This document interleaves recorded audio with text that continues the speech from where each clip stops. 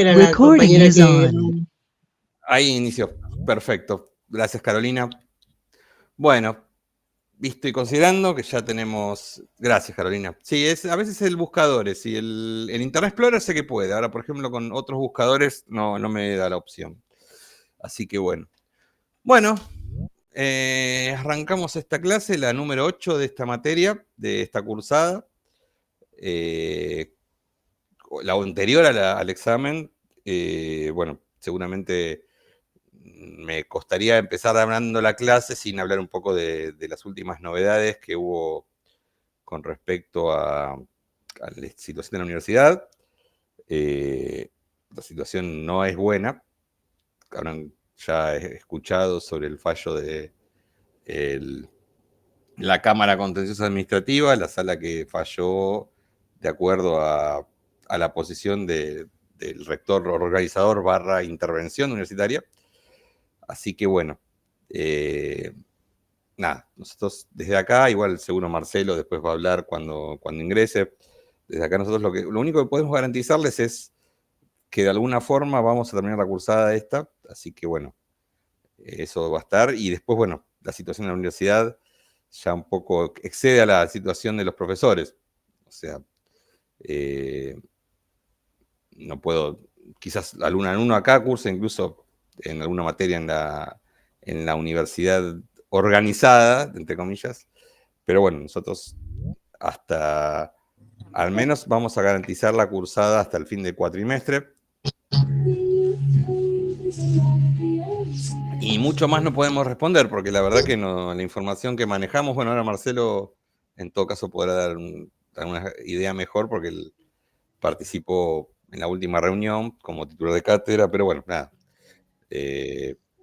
Creo que al menos los que nos conocen, hay alguien que tiene un micrófono abierto, me parece.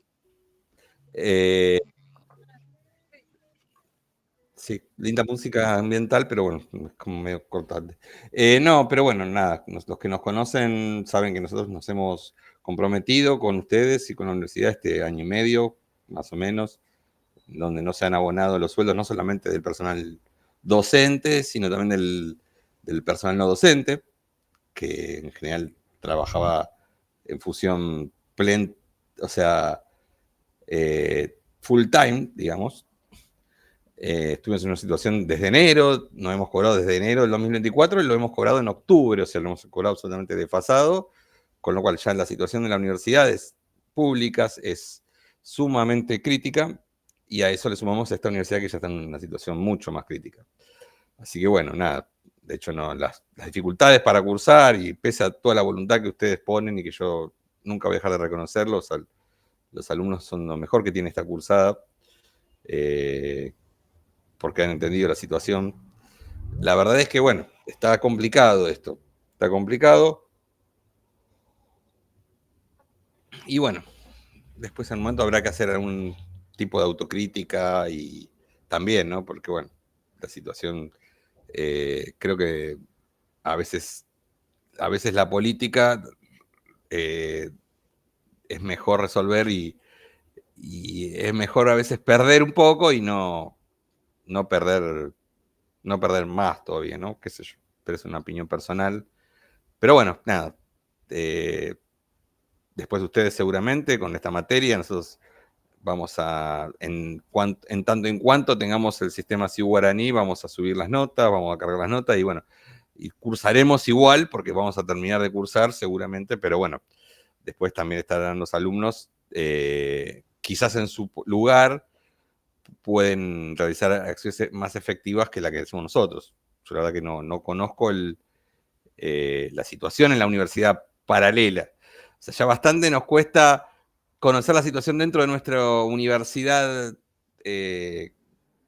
la universidad a la que nosotros nos identificamos, que es la Universidad de las Madres, estando en esta situación de cursar a distancia. Más aún la situación, más allá de algún rumor de comidilla, cuál es la situación de la otra universidad, ¿no? Y si está, de alguna forma, ustedes que son los alumnos, que son los no quiero decir los usuarios, porque una palabra no me gusta, pero sí los que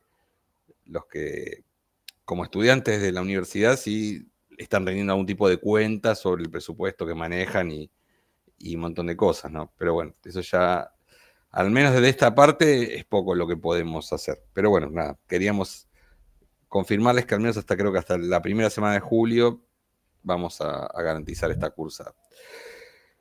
Bueno, hoy teníamos que hablar un poquito de si alguno quiere hacer un comentario, hágalo ahora, y si no, arrancamos con la clase, porque si no, tampoco sé si la educación es diálogo antes que una posición de asimetría. Así que si alguno tiene un comentario y quiere hacer algún tipo de mención, lo puede hacer en este momento. Profe, me quedó un cachito, no sé, rondando la cabeza qué es eso de autocrítica en cuanto a la política, cómo se llevaba la universidad, o autocrítica en gestión, o digo, ¿en qué? No me quedó un poquito claro eso. No, eso es una opinión subjetiva. Yo creo que más allá de conocer a las personas que quedaron de este lado y dar absoluta de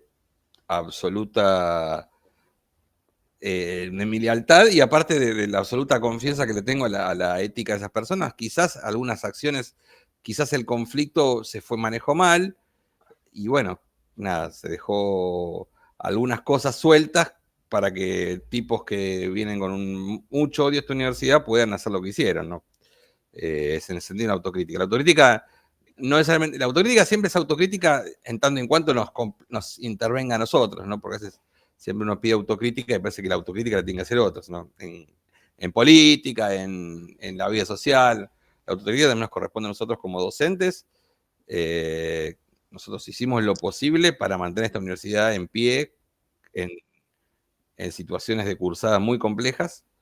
Hemos puesto plata de nuestro bolsillo, en los últimos meses, hasta para imprimir hojas, lo cual no es tampoco una cuestión que es tirarse de la cara, pero para entender el compromiso que han tenido los docentes, que ha tenido el sindicato docente, y bueno, después hay cosas que se pueden haber manejado mejor, creo. Pero bueno, eso es una posición, reitero, subjetiva mía.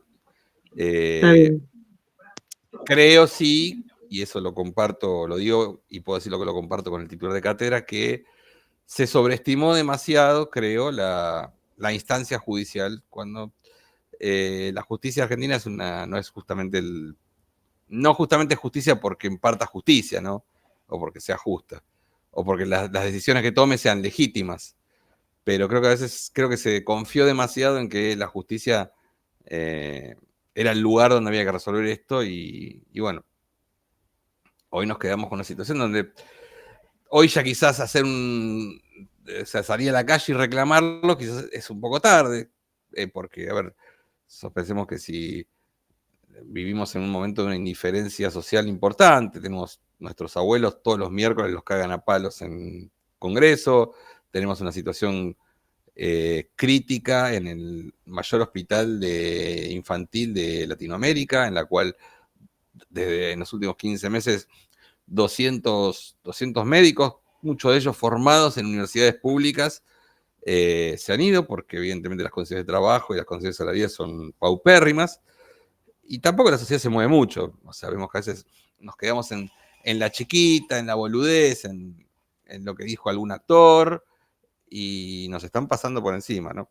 Y por ahí dentro de eso, si quizás son indiferentes con eso, probablemente también sean indiferentes con nuestros reclamos, al menos hoy en día.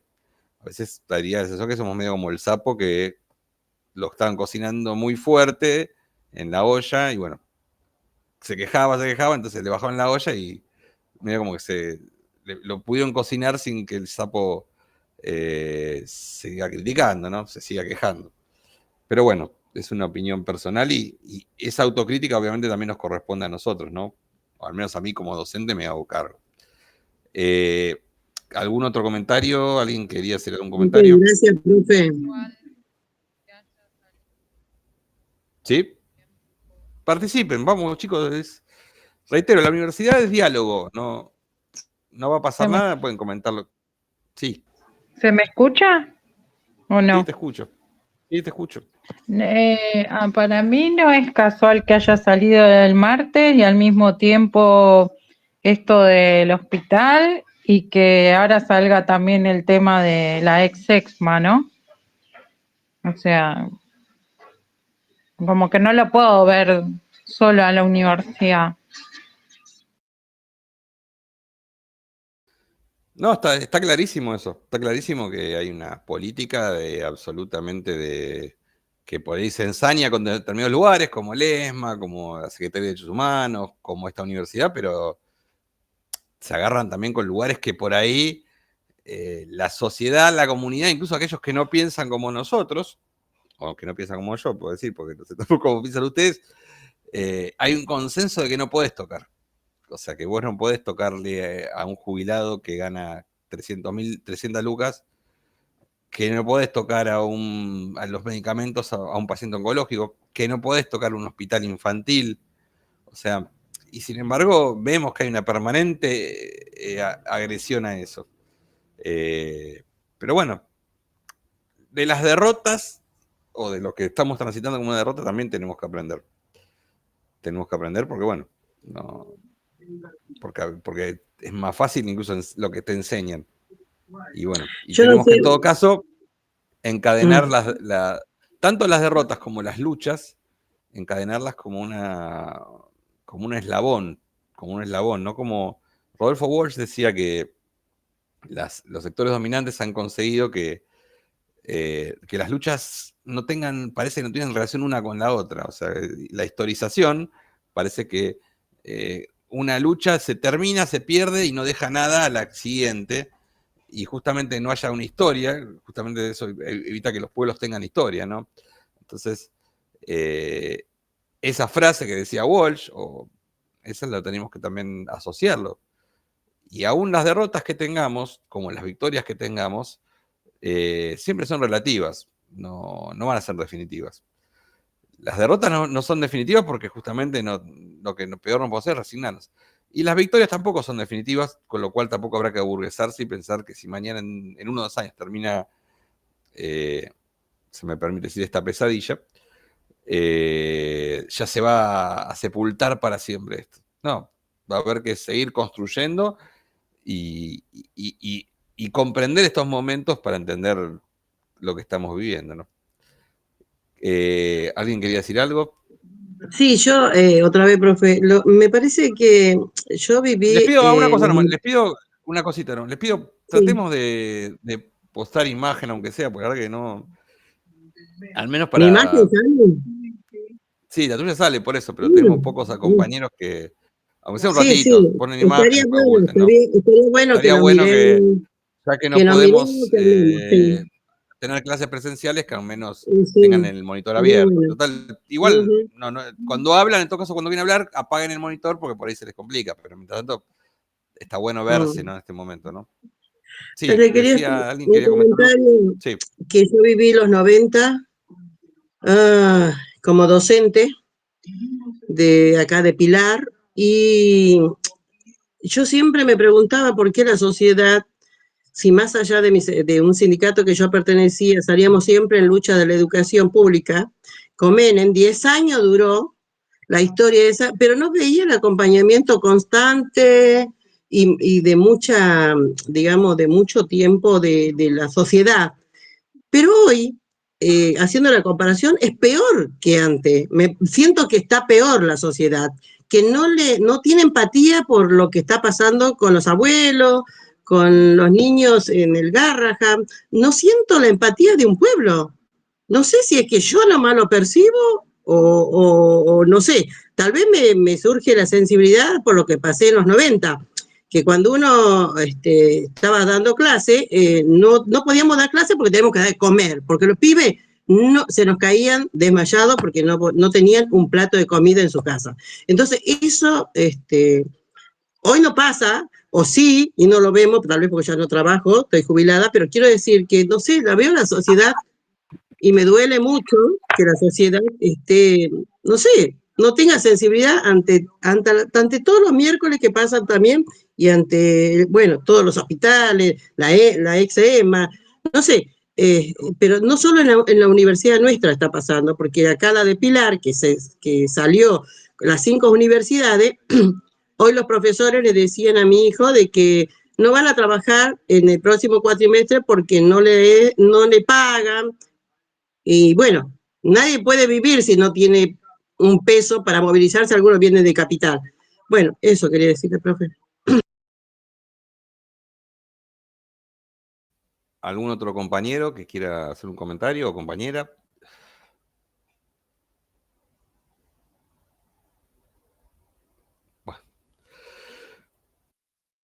Bueno, Profe, disculpa, vamos a... se ve que cuando programé el Jitsi, anulé la cámara y ahora quiero poner la cámara y no me deja. Y tendría que sacarlo nuevamente y volver a instalarlo.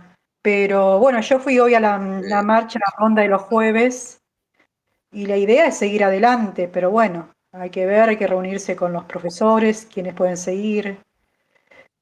Y bueno, lo que pienso es que es algo sumamente ideológico, o sea, así como el lugar, este Museo de Perón, después el Café con Perón y todo lo que tenga que ver con peronismo, kirchnerismo, arrasan con todo lo que tenga que ver. Para todo es marxismo, para todo es comunismo. Bueno, pero uno puede pensar, a ver, uno puede pensar, cierran el Instituto Perón o cierran un lugar que tiene un sesgo con cierre ideológico, pero están desguazando el hospital más importante infantil, que no, el Hospital Garrahan no es peronista, ni es radical, ni es nada. Y la educación tampoco es, o sea, nosotros somos una universidad pública, no somos una universidad, no es una unidad básica esto.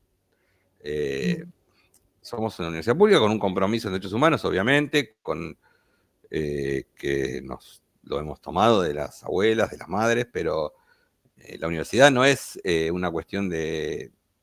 No, o sea, ustedes acá aprenden derecho, seguramente con un concepto diferente al que se puede enseñar en otro tipo de lugares, pero me parece que hay una cuestión contra lo público, no contra solamente lo ideológico. Es ideológico, pero es ideológico el concepto de destruir el Estado un poco, ¿no?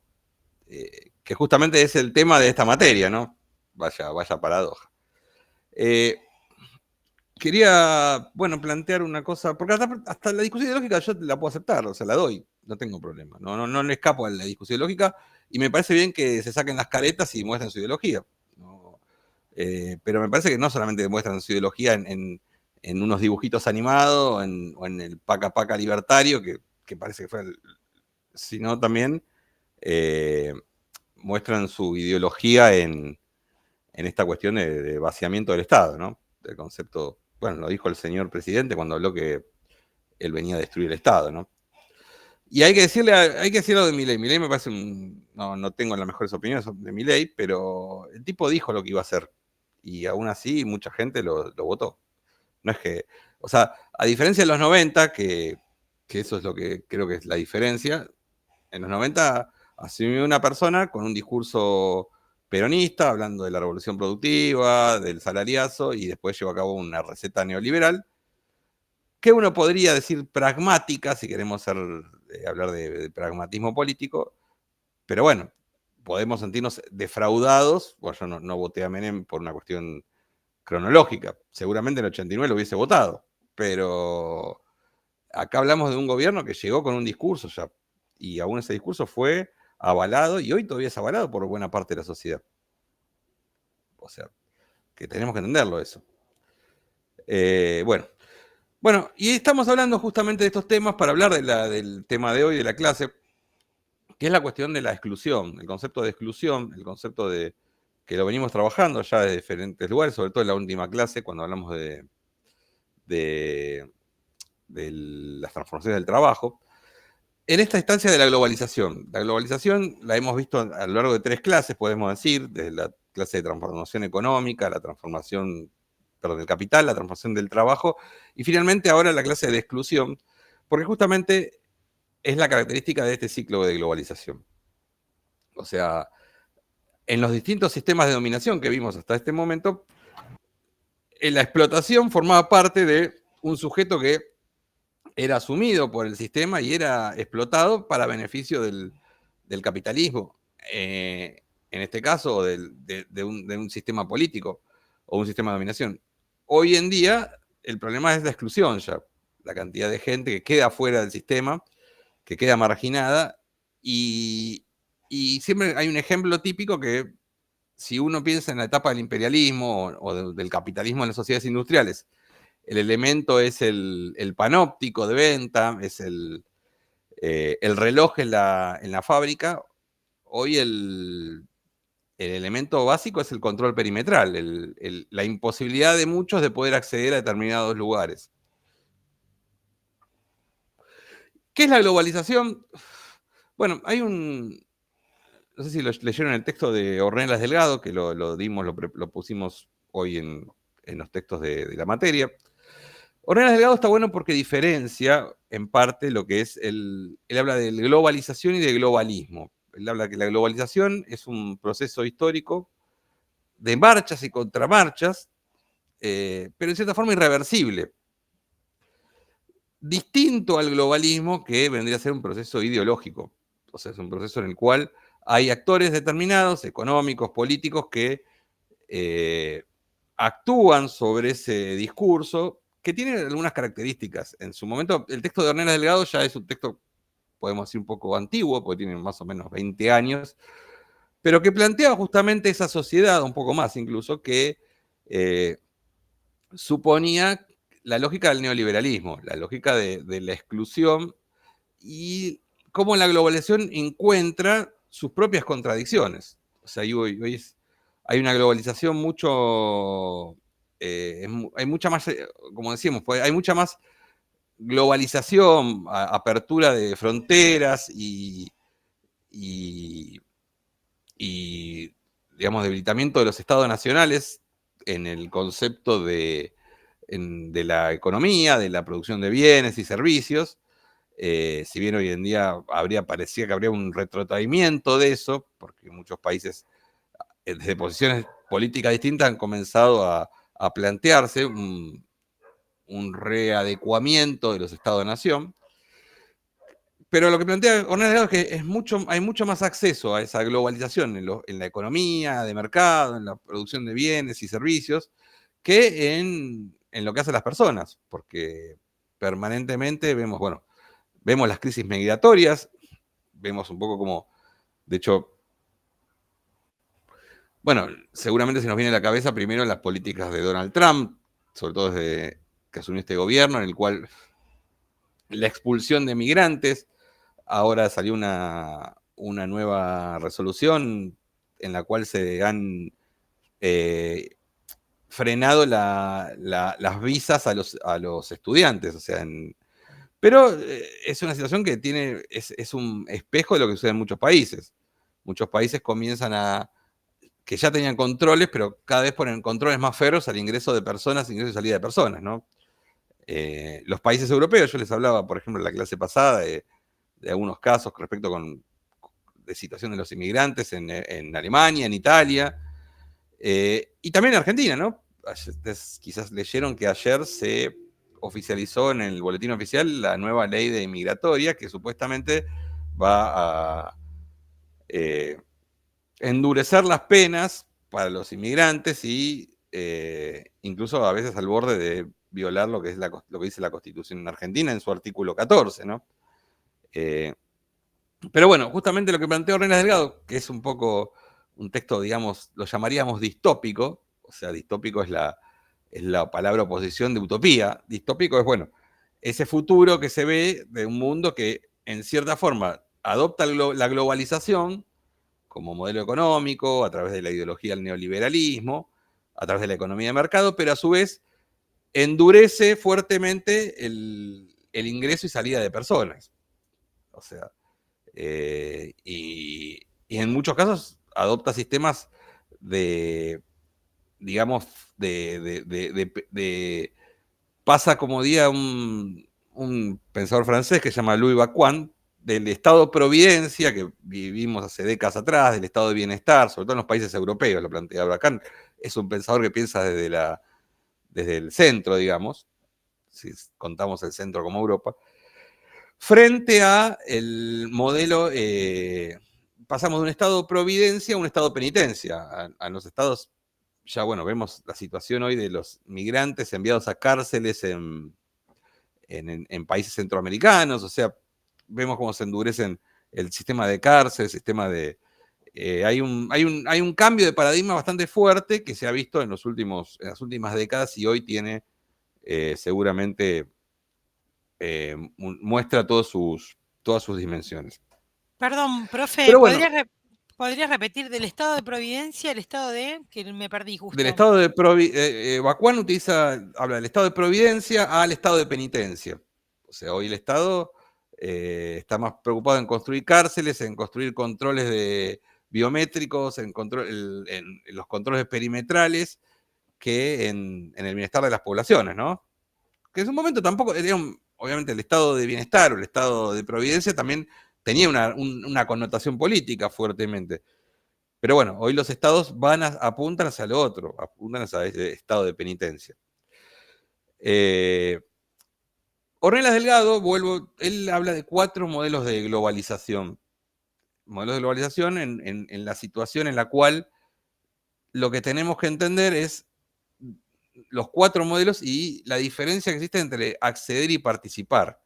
O sea, en todo caso, en tanto en cuanto accedemos como somos partícipes, estamos integrados a un sistema, incluso a un sistema de exclusión, y poder participar, el poder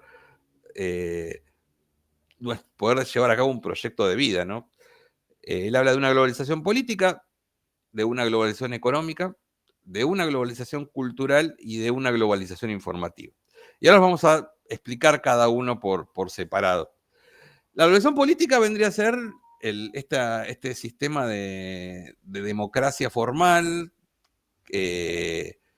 democracia, podemos decir, de minorías o democracia que tiene en cuenta más las formas que el fondo y en todo caso el acceso que le puede dar a todos los habitantes a derechos determinados, que vendría a ser el modelo de exportar la democracia, como se acordarán, sobre todo es el modelo estadounidense, ¿no? Estados Unidos cuando va y invade un país, de hecho es el país que más países ha invadido en los últimos siglo y medio, siempre plantea el discurso de exportar el modelo democrático norteamericano, el modelo de la democracia formal a otros países. O sea, no reconociendo las particularidades de cada país.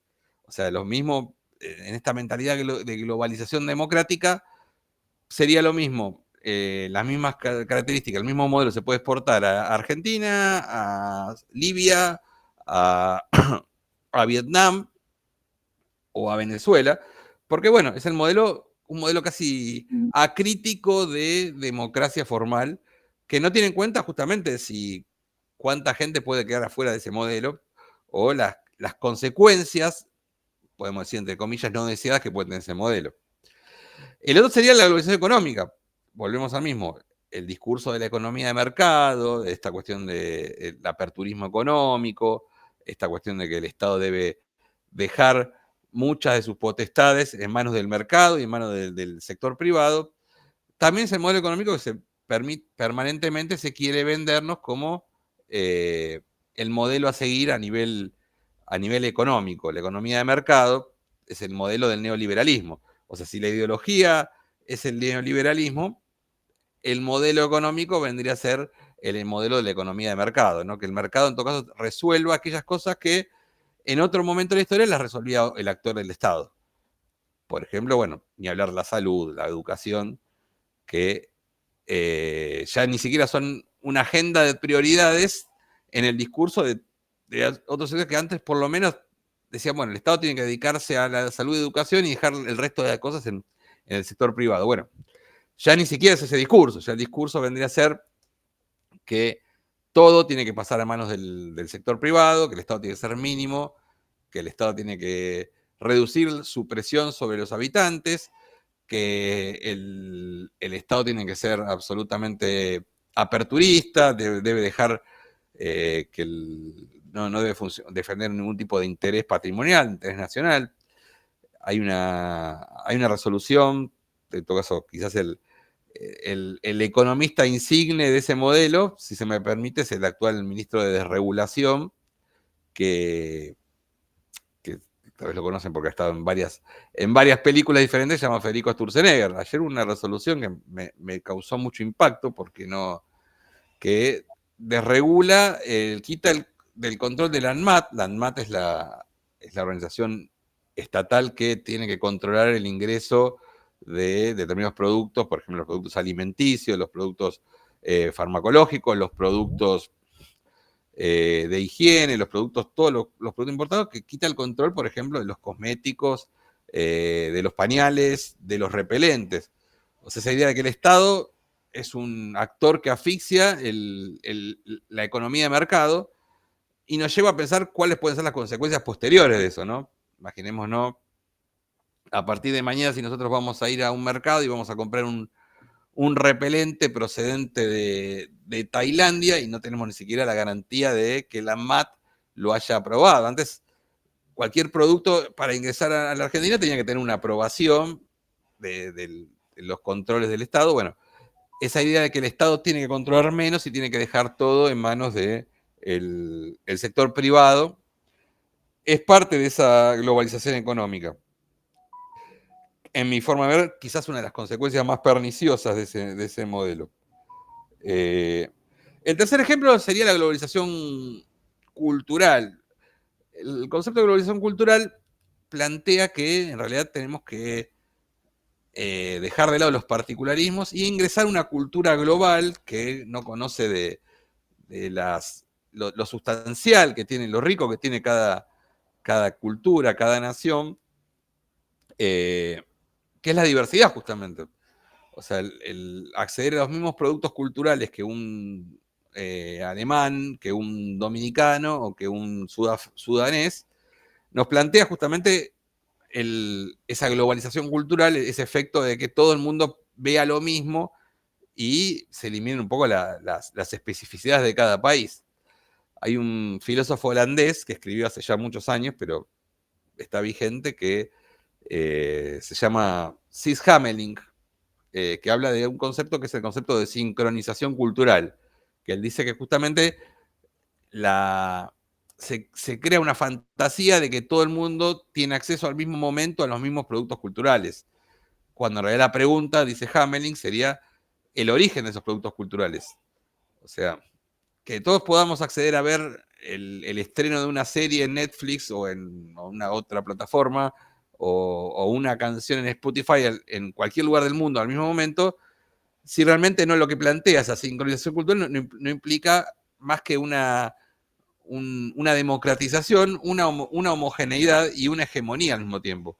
O sea, la hegemonía de los grandes centros de desarrollo de industrias culturales, un poco, que son los que mueven un poco manejan el péndulo, ¿no? Nosotros solamente somos meros consumidores y no somos productores. Quizás producimos alguna vez alguna serie, y como pasó ahora con El Eternauta, que tiene éxito, digo, o alguna cuestión de la industria cultural argentina, que ha sido muy rica de toda la historia, en diferentes ramas, en la literatura, en el cine, en la cultura, en la pintura. Sin embargo, esa sincronización cultural nos lleva a todos al mismo tiempo a consumir lo mismo, sin preguntarnos mucho si realmente participamos tanto en la producción de esos productos culturales. Que por supuesto, como todo producto cultural, tiene una intencionalidad política. Había hace muchos años, en la década del 70, ni siquiera aún antes del modelo de la globalización, si nosotros podemos pensar, porque esto sucedió en el Chile de Allende, de Salvador Allende, dos intelectuales, uno argentino de nacimiento, pero que vivió toda su vida en Chile y después, bueno, vivió en otros países, que todavía vive, ya es un hombre octogenario, se llama Ariel Dorfman, y otro francés que se llamaba Armand Matelar, escribieron un libro, que algunos quizás lo escucharon ahora, que se llama ¿Cómo leer al Pato Donald? ¿Cómo leer al Pato Donald? Explica, en pleno avance imperialista norteamericano, cómo la industria cultural estadounidense termina, a través de una serie, parece Cándida, como la de un dibujo de Walt Disney, termina bajando una línea política, termina creando una hegemonía cultural. Si alguna vez puede acceder a ese libro, se lo recomiendo. Quizás un poco, hoy parece una cosa infantil, viendo lo que ha avanzado la industria cultural, ¿no? Pero bueno, ese libro ya en la década del 70, como leía el Pato Donald, era el ejemplo de mostrar cómo los países dominantes pueden, a través de los productos de la industria cultural, pueden llevar su hegemonía sin necesidad de portaaviones, sin necesidad de misiles a otros países, a la forma de pensar de esos otros países.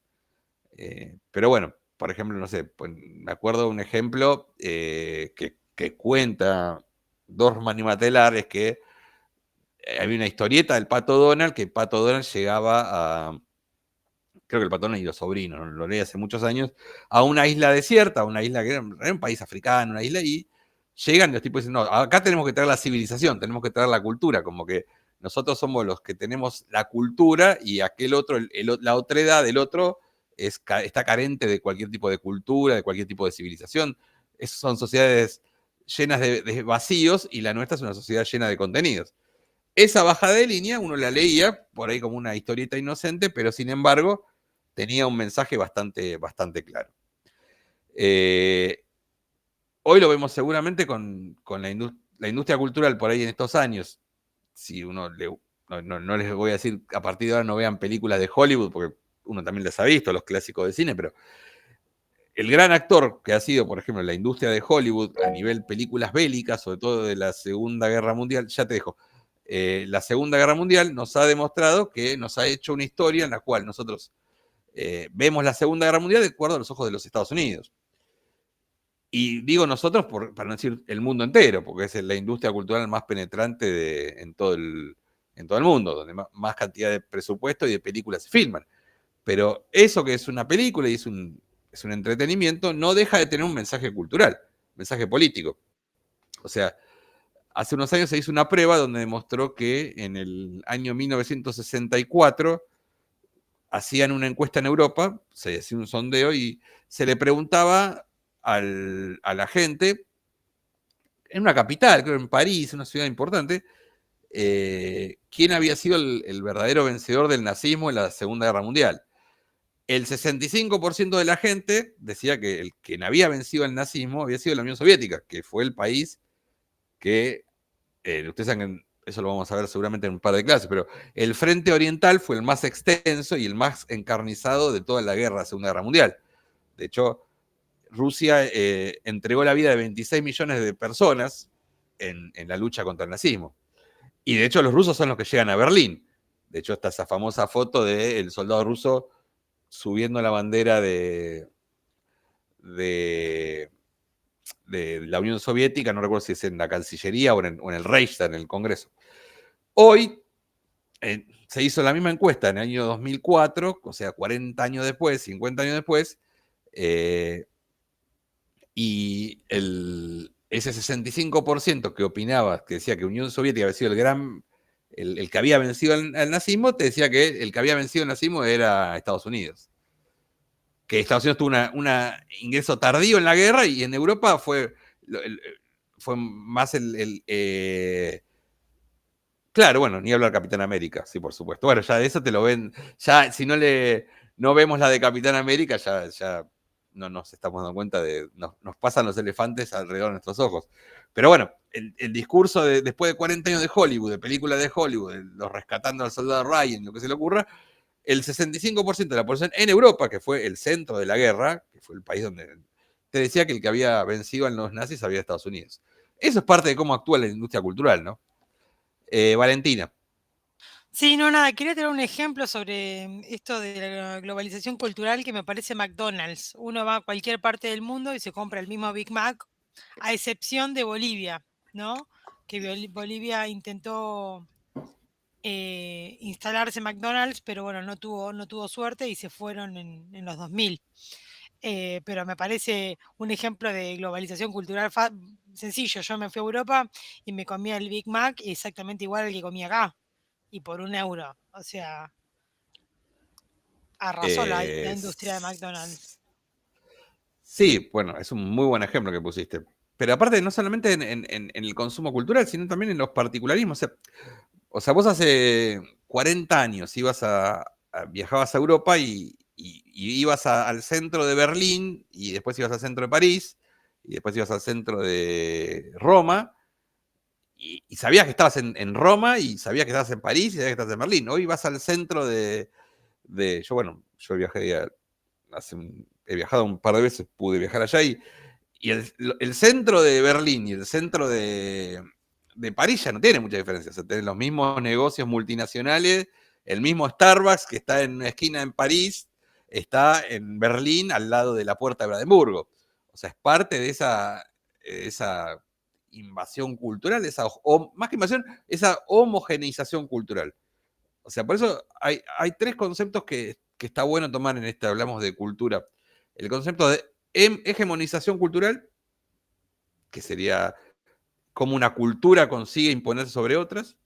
El concepto de sincronización cultural, cómo lo hace en una forma simultánea y nos hace ver un verosímil de que accedemos a la cultura cuando accedemos a un pequeñito pedazo de cultura que es el que las grandes usinas globales nos quieren dejar ver.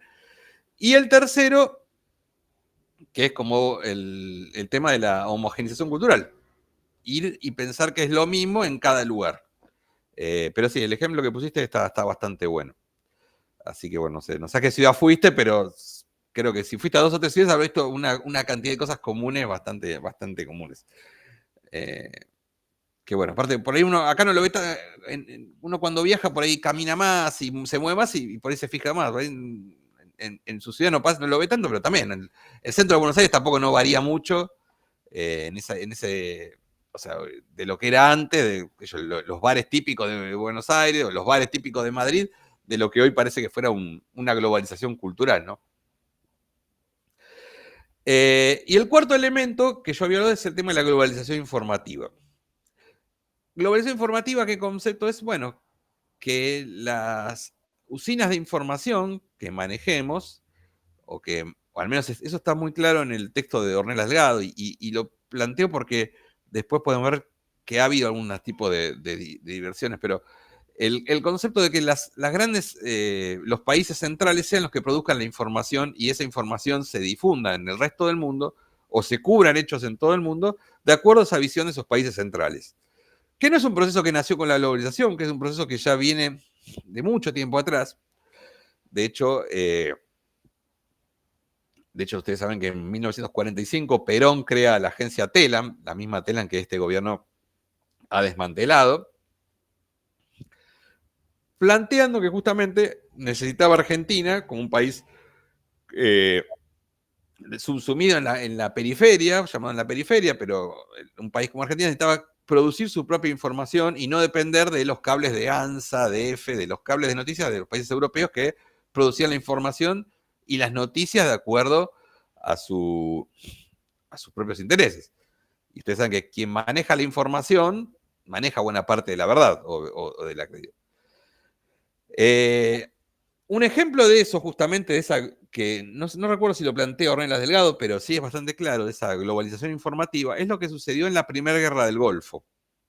La Primera Guerra del Golfo, ustedes saben que hubo una Segunda Guerra del Golfo que fue en el 2003 y una Primera Guerra del Golfo que fue en 1990, que empieza cuando Irak, que había sido un socio norteamericano durante Estados Unidos durante toda la década anterior, incluso Estados Unidos le facilitó armas para vencer a Irán en la guerra del Golfo, que habían tenido iraquíes e iraníes durante 8 años, invade en 1990 Kuwait. Kuwait era un principado que Irak considera que era parte de su territorio que había sido amputado, invade Kuwait, entonces Estados Unidos responde declarándole la guerra a Irak de Saddam Hussein, año 90.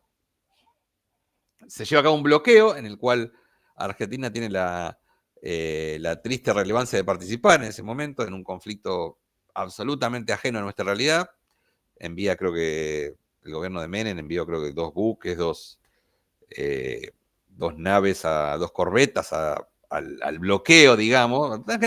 No podían hacer nada, pero eran simbólicamente una forma de participar en la coalición de países que iban a participar en esa guerra del Golfo, en la Primera Guerra del Golfo, que también se da en un momento muy especial del mundo, pues es el momento que Estados Unidos necesita mostrarse, exponerse que va a ser la potencia unipolar, caída del modelo del modelo soviético. De hecho, la guerra empieza en 90 y la Unión Soviética había caído el muro de Berlín en 1989 y en 1991 se termina disolviendo la Unión Soviética.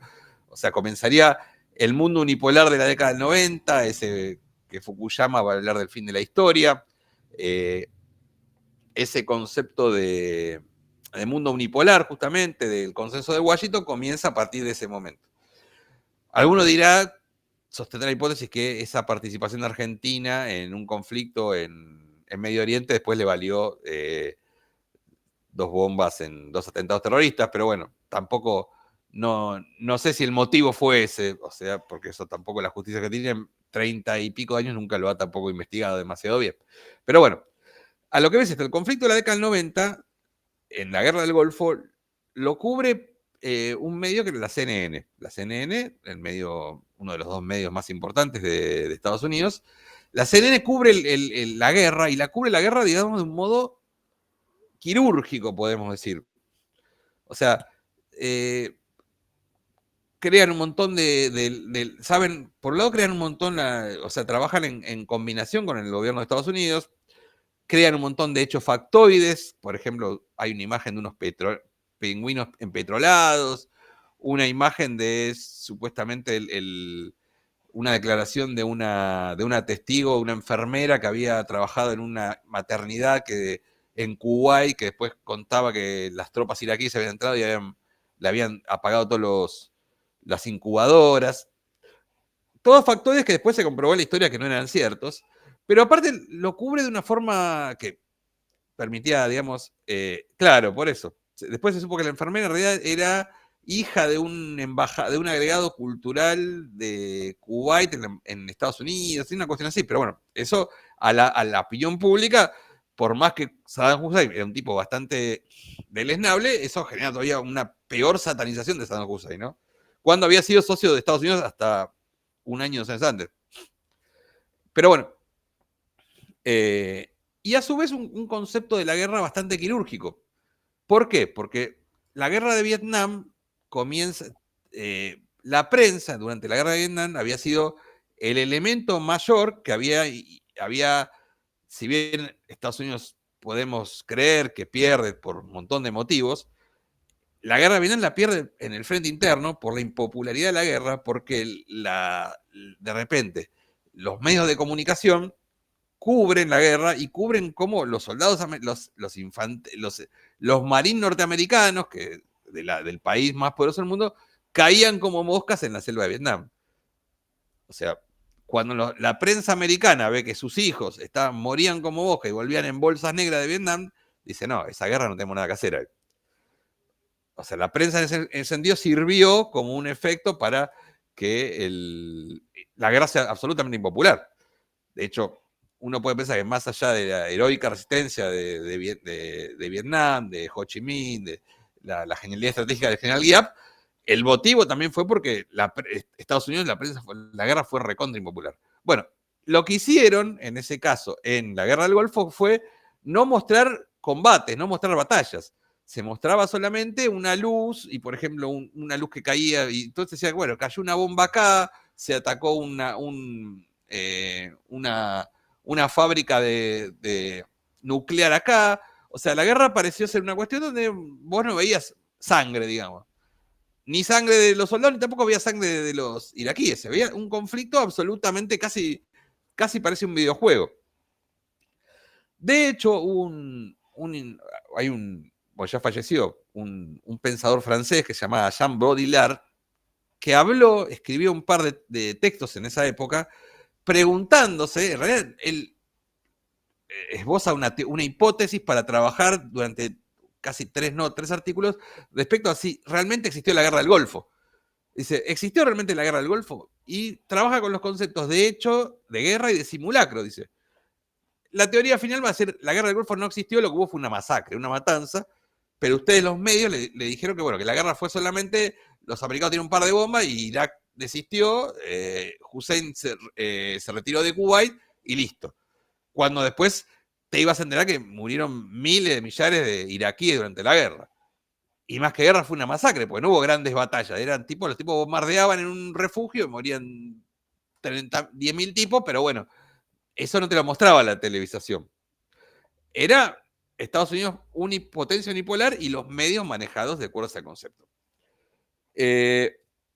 Eso cambia a partir de la Segunda Guerra del Golfo. ¿Por qué?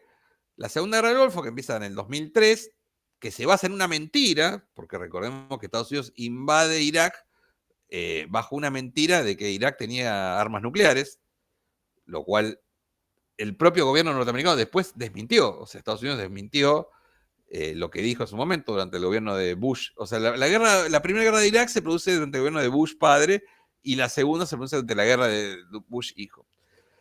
Y si bien la guerra tuvo resistencia dentro de la sociedad norteamericana, de Estados Unidos, y aún así Bush va a ganar las elecciones, va a ser reelecto al año siguiente, ya el mundo tenía otras formas de, digamos, de informarse.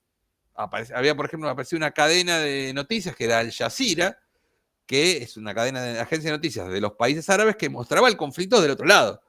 O sea, te mostraba lo que no te mostraba Fox o no te mostraba la CNN.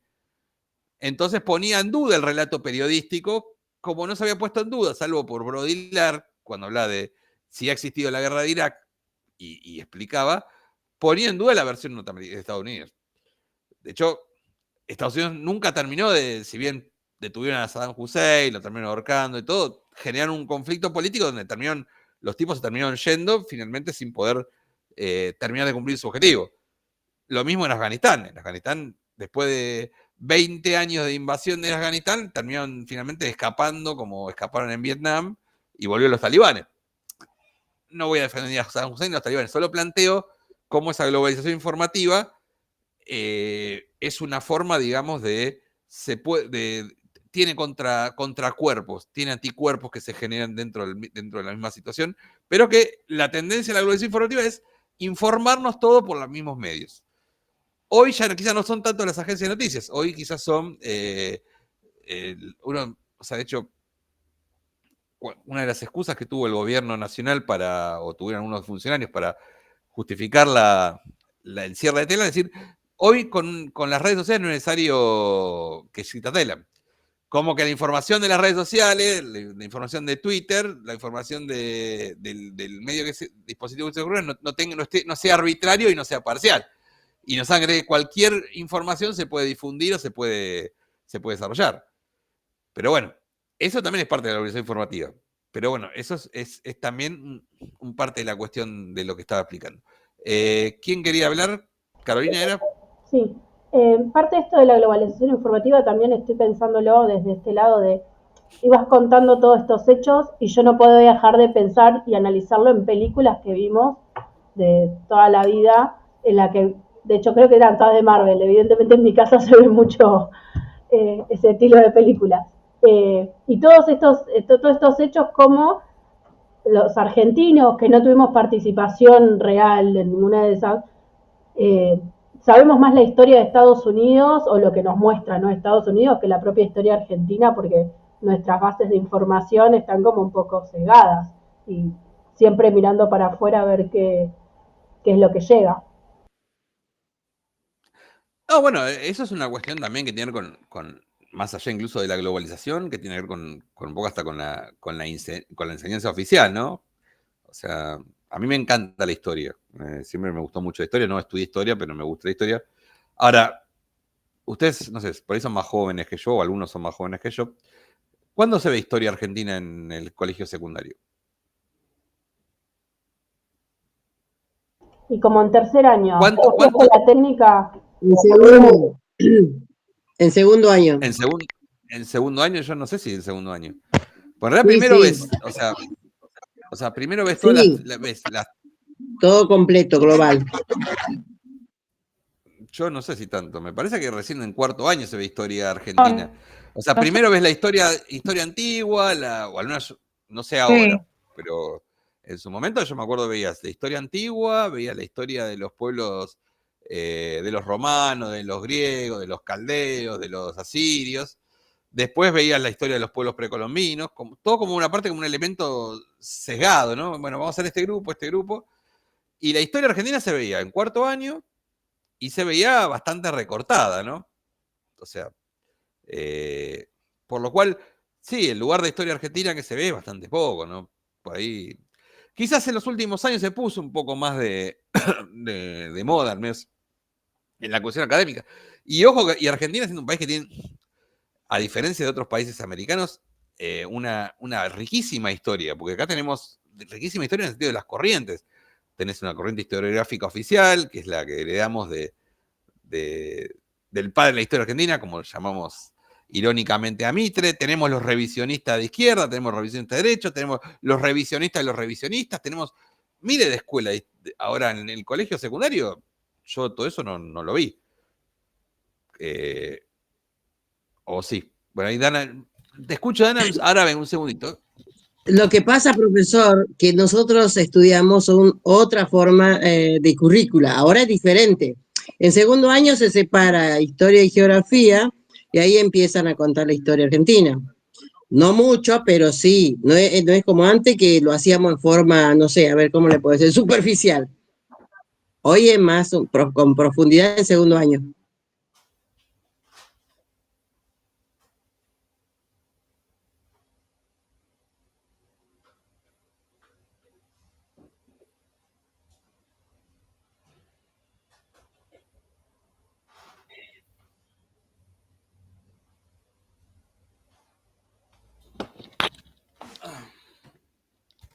Ahí volví, perdón. Me decías, Dana, ¿qué estabas contando?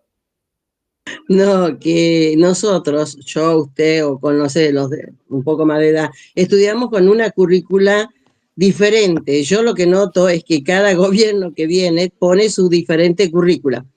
Hoy, y hace un par de años atrás, se divide la historia en secundaria, en el segundo año, ¿sí? En segundo año ya se divide entre historia y geografía. Al dividirse toman historia argentina un poco más profunda que lo que antes se hacía. Antes estudiamos más afuera que acá, que la historia argentina, en la secundaria vieja, como diría yo, el diseño curricular viejo. Pero hoy no, hoy se estudia la historia argentina, que yo digo siempre que faltó la historia de las madres.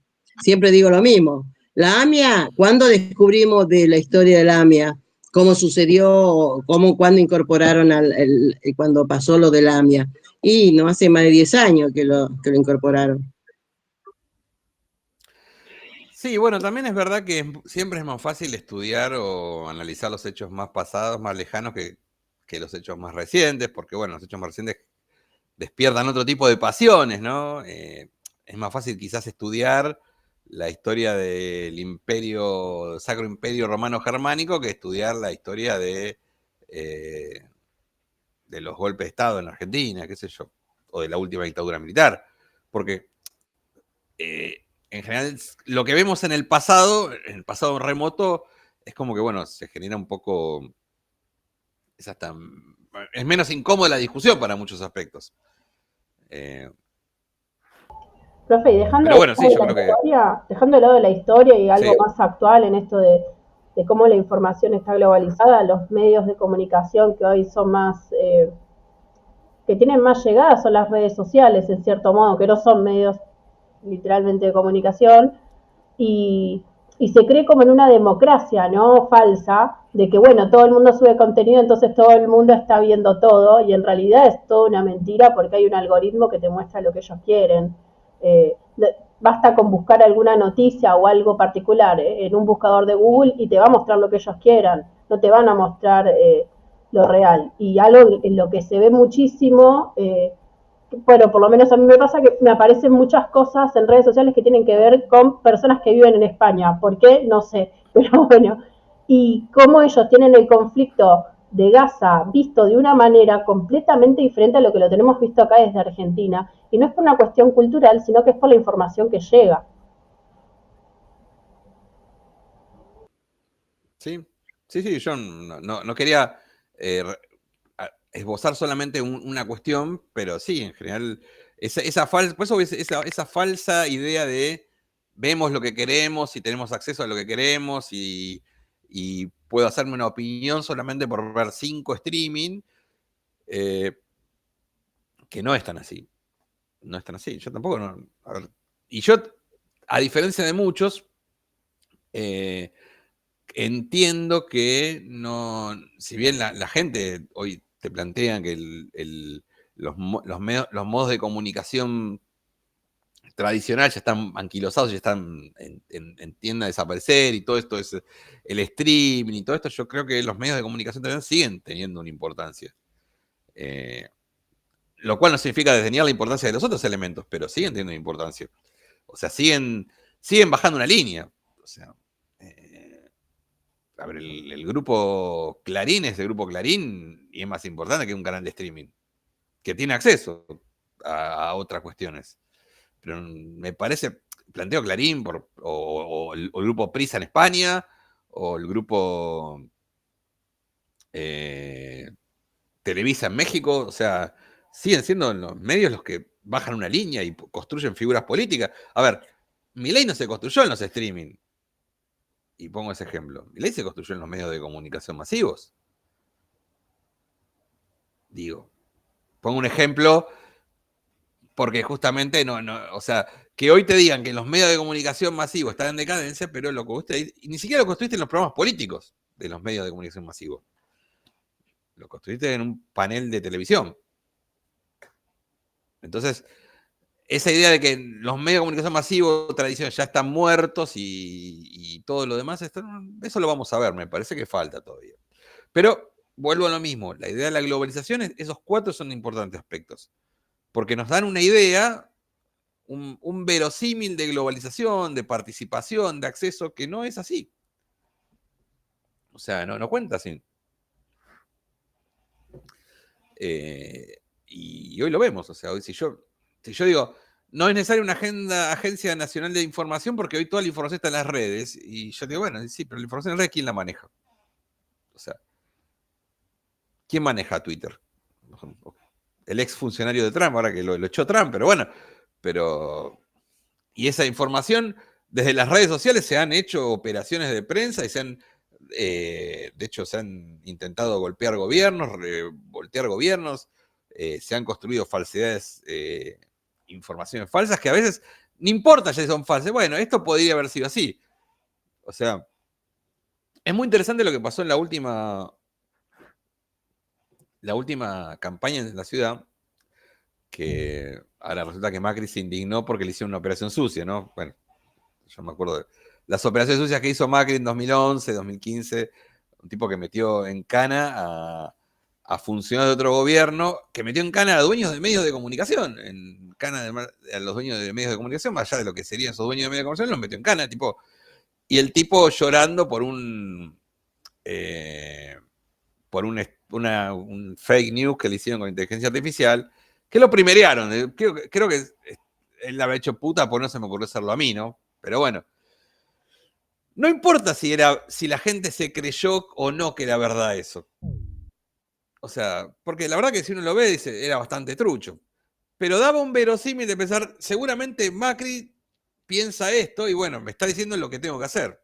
Y en un electorado que es fuertemente antiperonista, como el de la Capital Federal, funcionó como suficiente herramienta para el voto del tipo que es antiperonista, que la Ciudad de Buenos Aires tiene un buen... se orienta redirecciona hacia un candidato y no hacia otra. Porque en todo caso, después vos decís, sí, no era verdadero, era bastante trucho. Pero bueno, el verosímil es más fuerte que el criterio ya de verdadero o falso. O sea, ya no importa si era verdadero o falso. ¿Se entiende la cuestión como es? Sí, bueno, dice el ver que hablaba fluido. Bueno, es que lo hacen un poquito para decirte, bueno, pero te das cuenta que no era Macri, ve que no habla con la papa en la boca, ¿viste? Te das cuenta. Sí, bueno, pero el tipo que ve eso, que hoy por ahí lo ven, se lo mandan en Twitter o en TikTok, y bueno, yo, che, mirá esto, mirá lo que dice. Después piensa. Pero porque aparte de eso actúa sobre ya creencias anteriores que uno tiene. O sea, no es que o sea, hay y lo dice un tipo que viene de la comunicación, que te puede decir, no, la comunicación es lo único que genera sentido. La comunicación siempre no navega en espacios vacíos, navega sobre creencias sedimentadas sobre creencias anteriores. O sea, entonces el tipo que ya tiene determinadas creencias, construcciones, si bien los medios le pueden empujar, no es como decían las teorías funcionalistas de la década del 40, que en Estados Unidos se llama el funcionalismo, ahí me acuerdo de mis épocas de estudiante, un tipo llamado Parsons, que habla de la aguja hipodérmica, decía que la comunicación, así como llega, los receptores son de pasivos y compran todo. Puede ser que compren bastante, pero también hay una cantidad de creencias anteriores que se van sedimentando, incluso en discursos anteriores, en la red de discursos anteriores a ese discurso, que hay huellas, que hay marcas, no es que de un día para otro ves un mensaje y ya te convence. ¿Se entiende lo que quiero plantear? Y eso también nos trae a esto, el discurso, el otro aspecto importante del texto de Ornelas Delgado, que es un texto, léalo porque es bastante sencillo y bastante didáctico, es el concepto de, él cuando habla del sentido común neoliberal, él habla de ese concepto de sentido común neoliberal, retoma el concepto de sentido común que utiliza Gramsci. Gramsci, no sé si conocen más una historia de Gramsci. Gramsci era el líder del Partido Comunista Italiano, que en la década del 20, cuando asciende el fascismo, el Partido Comunista se divide en varias raíces. Hay uno de los dirigentes comunistas más importantes que se llamaba Nicola Bombicha, ahí iba a decir el apellido, termina siendo colaborador de Mussolini al nivel de que termina incluso ahorcado en la Plaza Loreto en Milán al lado de Mussolini, tipo que había sido un cuadro del Partido Comunista Italiano. Pero después, por ejemplo, otra línea se sigue al trotskismo y Gramsci no acepta ese lugar, entonces va preso. Y se va a pasar años preso, donde va a escribir los famosos cuadernos de la cárcel. Los cuadernos de la cárcel de Gramsci, que recién se publican. Gramsci lo indultan poco antes de morir, él muere en la década del 30, pero se pasa como 10 años preso. Escribe toda su teoría política, en el concepto la lectura marxista que hace Gramsci, que es distante a las lecturas marxistas de la superestructura, de la sobredeterminación que hablaba el marxismo anteriormente. O sea, plantea, si alguno leyó algo de Marx o del concepto el determinismo de Marx, decía que la base es la que estructura, la base es la que determina la estructura de la superestructura, la base económica. O sea, bueno, Gramsci plantea una autonomía de esa fase cultural y plantea que no es tan así, y plantea una discusión respecto a un montón de elementos, respecto a lo que es las resistencias que se puede hacer, la subalternidad frente a un modelo de hegemonía cultural, una hegemonía política que puede existir más allá del determinismo económico. Lo interesante es que ahora los que hablan de Gramsci no son los marxistas, sino los que más hablan de Gramsci son este muchacho que es un poco el gurú intelectual de este proceso político que estamos viendo, que es Laje. O sea, si ustedes ven, Laje obviamente lo mata a Gramsci y también lo habla a Milei. Milei no tiene mucha idea de muchas cosas y él habla del concepto de batalla cultural de Gramsci, pero lo habla muy por arriba, pues nunca lo leyó, me habrá leído un párrafo de Gramsci o un copia en paz. Pero Laje, que es un tipo francamente deleznable, pero hay que reconocer que el tipo lo leyó a Gramsci y lo critica. Bueno, en general la izquierda se olvidó un poco de Gramsci y hoy lo sabemos, el que más lo habla más del Laje de Gramsci que la izquierda, eso es lo interesante. Pero bueno, un concepto del que habla Gramsci es el concepto de sentido común.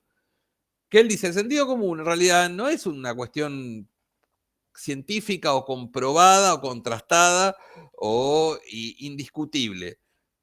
Es una forma crítica y es una forma histórica que se cristaliza y que termina generando se va sedimentando en las sociedades. Entonces pensamos que esto ha sido siempre así y esto es así porque es así, no se debe discutir. O sea, donde más actúa el sentido común es donde más hay intereses de crear una hegemonía, diría Gramsci. No sé si se entiende lo que planteo. O sea, si yo como gobierno digo que la inflación es un fenómeno monetario en todo tiempo y lugar, estoy planteando que fue así desde el año 0 hasta ahora y estoy diciendo eso es una verdad y no puedo discutir eso porque eso es el sentido común. O sea, entonces lo que diría Gramsci es tenemos que desentrañar qué interés hay detrás de ese sentido común. que nos quieren explicar como una frase acrítica y ahistórica. O sea, siempre fue así y esto no se puede discutir. Bueno, Ornelas Delgado retoma el concepto de estas formas cristalizadas que sedimentan en la sociedad, que diría Gramsci, para hablar del sentido común neoliberal. Que el neoliberalismo actúa así.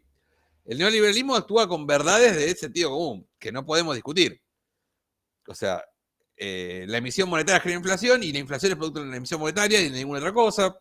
El Estado debe borrarse para dejar lugar a los privados, que son los que saben obtener mayor beneficio para la sociedad. Bueno, ahora el presidente dice, los empresarios son benefactores sociales, que dicen.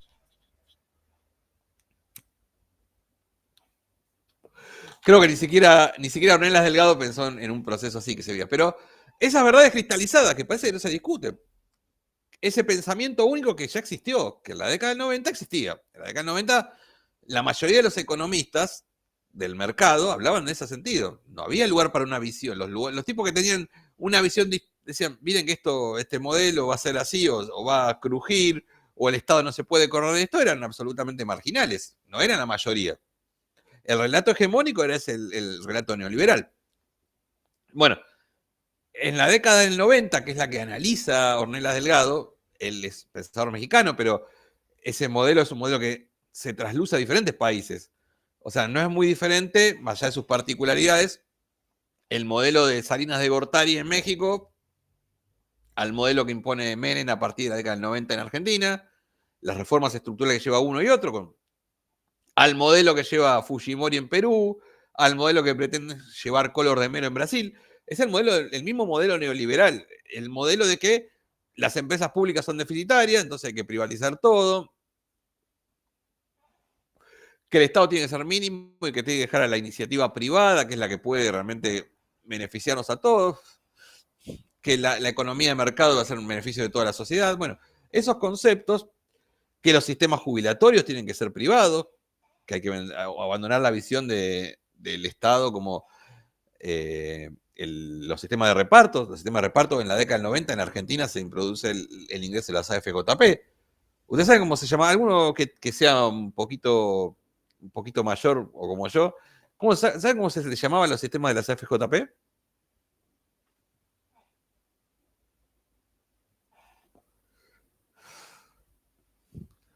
¿Alguno sabe? Sistema de capitalización individual. O sea, miren qué absurdo hablar de que supuestamente una persona se capitalizaba individualmente a través de su sistema. Fuera de la sociedad, fuera de las consecuencias que iba pasando. Porque en una sociedad que iba aumentando el trabajo en negro, el trabajo informal, el Estado iba, o sea, menos aportes jubilatorios. Bueno, el sistema de capitalización individual era la figura de que ustedes asegúrense su futuro a través de una jubilación privada. De hecho, hay una propaganda, me acuerdo, de una FJP, creo que era Siembra o Máximo, o sea que era una maratón, le ponían una maratón y todo el mundo corría, no se sabe para qué, pero era la propaganda del sistema jubilatorio, era como que era la carrera que uno hacía hasta que se jubilaba y tenía una jubilación de la puta madre gracias a ese sistema de aporte privado. Bueno, ese sistema sabemos cómo terminó, que fue un sistema tomado... Hoy, ¿cuál es la jubilación de la FJP? Lo que quedaron atrapados ahí. Menos de lo que cobran hoy los otros jubilados. No, terrible. No cobra nada, absolutamente nada. No sé dónde fueron a parar esa jubilación. En realidad acá se disolvió la FJP. O sea, ingresó todo el mundo al sistema de reparto. Pero el sistema de FJP es un sistema en el cual, por ahí algún tipo, si vos eras ejecutivo de la General Motors, y sí, te jubilabas bien, pero la mayoría de la gente no llegaba a alcanzar la cobertura jubilatoria.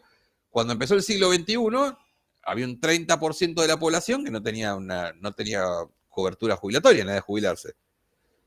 Ahora que ese discurso, bueno, hay un discurso muy interesante que algunos incluso de este lado del Rubicón lo cruzan, que dicen, se jubiló mucha gente que no aportó. Y vos decís, pero el problema de qué es, ¿el tipo que no aportó o el tipo que lo empleó y que nunca le hizo los aportes jubilatorios? Pero parece que parece que el tipo en vez de aportar a su jubilación se la gastaba, no sé, en joda, en viajes, y no, nos olvidamos de que... Exacto, porque era ahorro justamente lo que dice la compañía. Sistema de capitalización individual. de ahorro. Ahora, después nos enteramos que las AFJP, aparte de cobrar terribles comisiones por cada aporte, se dedicaban a timbiar la plata en bonos del Estado. Cuando el Estado en el 2001 se declaró en default, esos bonos no te servían para nada. O sea, pero ese discurso era muy, en la década del 90 era muy presente, y aún lo repiten hoy todavía. Pues te imaginas que iba a haber un mercado de acciones, que iba a haber un sistema de capitalización, un mercado de capitales que nunca existió eso. Pero ese discurso se daba acá, se dio en Chile, donde fue todavía más grave que acá. Porque en Chile directamente se disolvió acá se había sostenido el sistema de AFJP, pero vos te podías quedar en el sistema de reparto. En Chile no, en Chile se disolvió el sistema directamente. Se llamaba, creo, AFP en Chile. Bueno, hoy todavía los chilenos están pagando las consecuencias de la cantidad de gente que se quedó sin cobertura jubilatoria. Pero es parte de ese sentido común neoliberal que se crea. Pero bueno, eso es lo más interesante del texto de Ornelas. Y el otro aspecto, ya hablando de la clase un poco de la exclusión, es entender la exclusión desde diferentes aspectos y de diferentes modos de verla. Ustedes seguramente han visto, si leyeron en la ficha, que hay dos dibujos, hay dos esquemas de ver la exclusión. No sé si alguno tiene ahí los dibujos, tiene el PDF, lo puede ver. A ver, más cerquita. Ese es el segundo sistema. Porque nosotros podemos ver la exclusión, podemos verla desde un modo que es verla desde los incluidos, que ver el que vemos. Es como ver una cantidad de ahora vamos a ver ese dibujo, Dana. Pero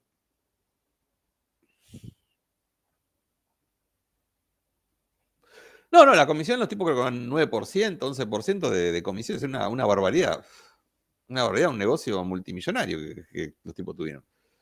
Pero bueno, y que algunos todavía hoy lo ven como con añoranza, ¿no? Pero bueno, esa es la verdad de las FJP. El sistema podemos verlo, el sistema digamos, a través de diferentes círculos. Entonces vemos un primer círculo que sería lo que estamos o creemos que estamos incluidos, un poquito menos incluidos, un poquito menos, hasta los últimos que serían los que están más afuera, digamos. Pero ese es el modo de verlo desde la inclusión, digamos. Bueno, yo estoy un poco más incluido porque creo que estoy incluido porque tengo trabajo en blanco, creo que estoy incluido porque puedo llegar a fin de mes, creo que estoy incluido porque tengo acceso a determinados bienes culturales, a una educación, y a la medida que nos vamos alejando del centro, vamos hacia un sector de más exclusión. Esa es la mirada desde la inclusión. Lo que intentamos nosotros en ese dibujo es ver el modelo desde desde la exclusión, no desde la inclusión. A ver, Dana, ¿podés acercar más el dibujo? A ver, ¿alguno lo ve ahí? Bueno, el dibujo, nosotros ahí dibujamos el concepto, lo dibujamos como un embudo en realidad. El embudo o sea, ¿cómo es un embudo? Es una boca grande y a la medida que se va yendo profundizando, se va achicando el fondo. Es el modelo desde la exclusión. Y lo dividimos en tres partes. Una exclusión política, una exclusión económica y una exclusión cultural. Y lo medimos como un embudo porque en realidad nosotros es como que vamos teniendo diferentes... ¿en qué página está, Dana? ¿Te acordás?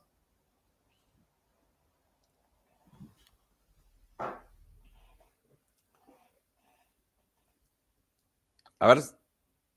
No tiene página, pero tengo déjame... 3, 2, 4, 6, 8. Estaría en la número 8, pero no tiene número. A ver. La 8. 8 puede ser. La 8, a ver, para que voy a buscarlo el dibujo y lo voy a ver si lo puedo copiar y lo puedo... Muy bien, me están acompañando entonces. A ver, para que estamos acá.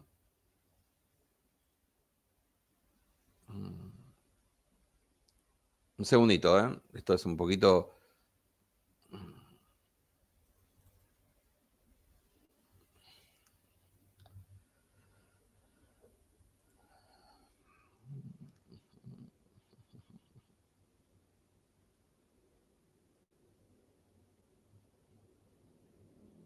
Ahí está.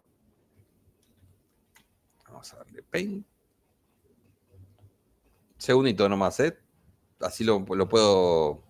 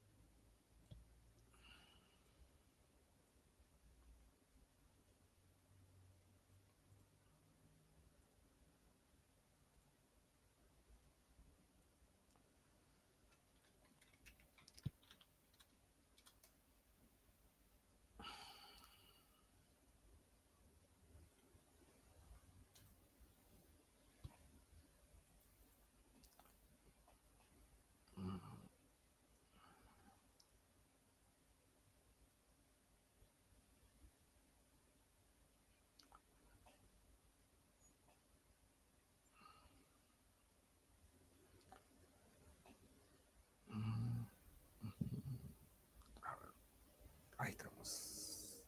A ver, un segundito.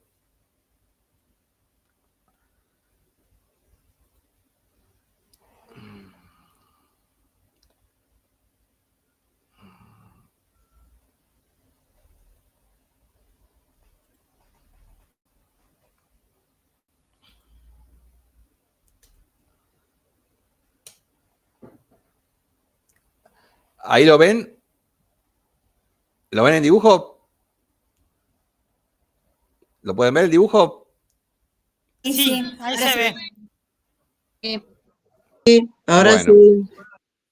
Bueno, ahí lo que vemos es justamente este embudo. Está dividido en tres partes: un embudo de exclusión económica, un embudo de exclusión política y un embudo de exclusión cultural. Que no son, o sea, no son, digamos, excluyentes, vaya la paradoja. O sea, se puede estar excluido en una forma política, en una forma cultural, en una forma económica, o se puede entrar en más de uno de estos embudos. Vemos cómo hay, digamos que estamos en la boca del embudo.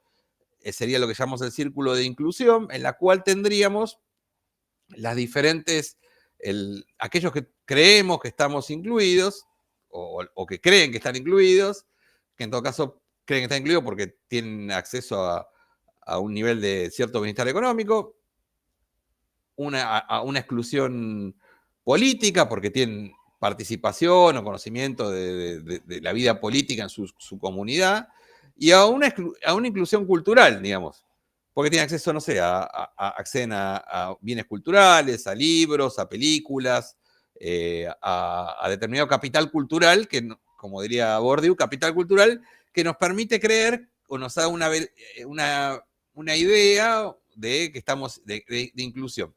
En la medida que nos vamos cayendo, nos vamos adentrando en una marginalidad, que sería el centro. A diferencia del otro esquema que veíamos que la marginalidad era el último de los anillos, acá sería el que está en el centro. Entonces, uno podría plantearse el embudo de exclusión económica, ¿qué es? Bueno, hoy nosotros estamos incluidos porque tenemos un trabajo en blanco, pongamos, entonces tenemos acceso a una obra social, a una jubilación, a un aguinaldo, o quizás tenemos una pequeña pyme, entonces tenemos una cierta bienestar económico, que en realidad ese bienestar económico es bastante relativo, porque nos podemos quedar sin trabajo mañana, se nos puede cerrar la empresa porque nos abren la importación de paraguas de Taiwán y nuestra fábrica se cierra y nos vamos al tacho. El modelo de exclusión política sería el modelo del escepticismo político. O sea, nosotros tenemos una idea voy cerrándolo, un esquema digamos, de exclusión política que va desde la persona que tiene una formación política o tiene una idea de la política a la gente que está absolutamente desinformada. O sea, uno puede decir, bueno, la exclusión política yo la decido en tanto en cuanto no me interesa o soy escéptico. Pero bueno, la inclusión política vendría del tipo que está, o sea, tiene una militancia política o tiene un conocimiento de la política, el tipo que desconoce de política, definitivamente el tipo que ni siquiera va a votar, ni siquiera ese acto comete. Bueno, no es casual que hoy nos hayamos hoy tengamos los porcentajes de abstencionismo electoral, de ausentismo electoral, más importantes en los últimos 40 años de democracia. Que fue una realidad, por ahí la vemos en Buenos Aires, pero en las distintas elecciones que se han hecho en las provincias argentinas, es bastante similar a lo que pasa en Capital. O en el efecto, porque hasta podemos decir, en el 2001 había ausentismo electoral, pero había mucho voto de bronca. ¿Se acuerdan? No sé, los que somos por ahí más grandes nos acordamos de la feta de fiambre en el sobre, o o la foto de Clemente, o sea, o los que se iban al operativo 501, que por ahí los más jóvenes no saben, pero el operativo 501 era digamos, una forma de rechazar el proceso electoral, que era irse 501 kilómetros fuera de su lugar de jurisdicción para no votar y no tener, y digamos, incumplir con ese deber cívico. Pero eso en todo caso era una respuesta política. O sea, ahora ya la anemia política es ni siquiera me muevo, ni me chupa nada que me sancionó, porque yo ya, para mí es un proceso que no tiene nada que ver. Que nos permite, obviamente, que tiene sus discursos que fortalecen eso. O sea, todos los políticos son chorros, esto no tiene solución. O sea, un montón de discursos. Sí, ya ahí te dejo, Marta. Pero esos discursos aumentan ese escepticismo político y aumentan esa caída en la marginalidad, en esa marginalidad que por ahí vos económicamente no estás en la otra marginalidad, pero sí estás en la marginalidad política de sentirte un actor excluyente. Marta, ¿qué querías comentar?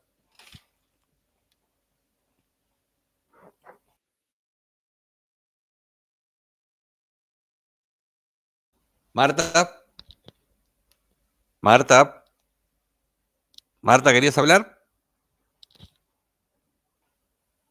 Marta levantó la mano, pero no sé qué quería. Parece que no se escucha, pero tiene abierto el micrófono, ¿eh? Bueno, a ver, Marta. ¿Qué querías decir, Marta? No te escuchamos.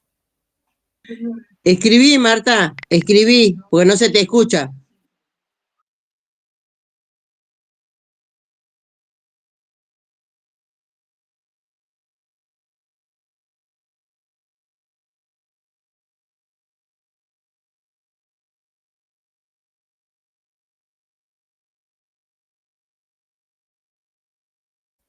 Bueno, si después puede, que abra el micrófono y comente lo que quería decir. Y el tercer elemento que es la exclusión económica, la exclusión. Sí, ahí está, la educación en la escuela de formación cívica. Bueno, sí. La instrucción cívica era parte, sí, no sé si cómo se ve ahora en los colegios, ¿no? Yo terminé en el año 97 el colegio, pero... Construcción, se llama hoy construcción cívica, me parece que. Pero cambió el nombre, pero no como antes, la misma currícula, es distinta. Es diferente. No, a veces cambian los nombres, pero es gatopardismo, ¿no? Se cambian No, la cambió el forma, nombre, pero no pero cambia también nada. cambió la forma de los contenidos, digamos, cambiaron. Por eso. Pero obviamente hay discursos de exclusión que son los que fortalecen eso. O sea, empezando en la política, son todos los políticos chorros, es el mayor caldo del anticultivo de la política. De hecho, bueno, tenemos un representante hoy en el Poder Ejecutivo que llegó con un discurso que fue bastante efectivo y efectista, que es este discurso de la casta. O sea, vengo con la motosierra a destruir toda la casta política. Pero ese discurso no nació con Milei, está sedimentado en un montón de discursos anteriores. Desde los medios principalmente. Si los medios permanentemente recargan todas las culpas en la política, en los políticos,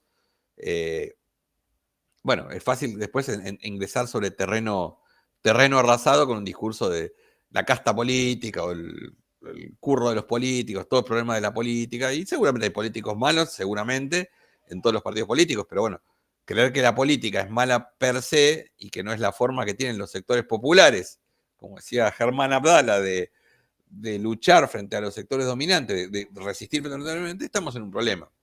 Pero bueno, esos discursos de marginalidad política están dados también. Y el tercero, que es la marginalidad cultural, que es un poco lo que vimos ya en el texto de Ornella Delgados. O sea, esa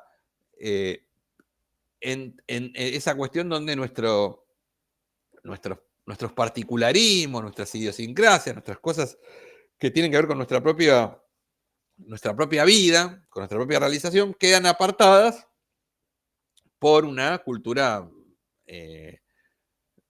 pareciese multipolar, pero en realidad no es multipolar, porque es una cultura que homogeniza todas las diferentes culturas de los diferentes países, las diferentes idiosincrasias, en una cultura, como decía Valentina, con respecto a el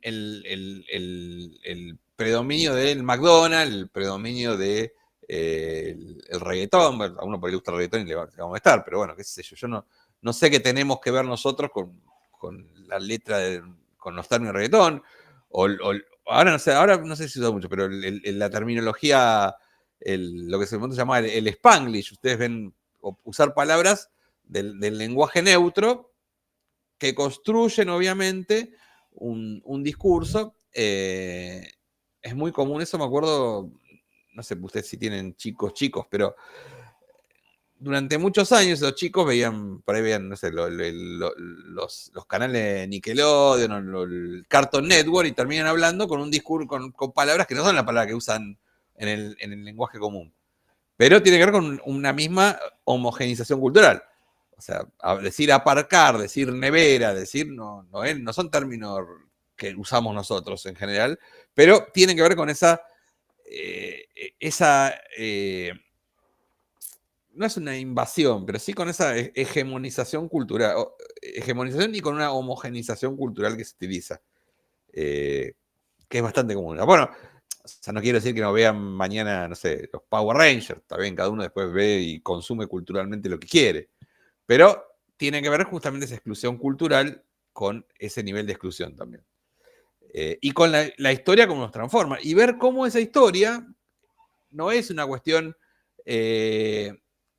absolutamente, digamos, irracional o absolutamente no, desinteresada.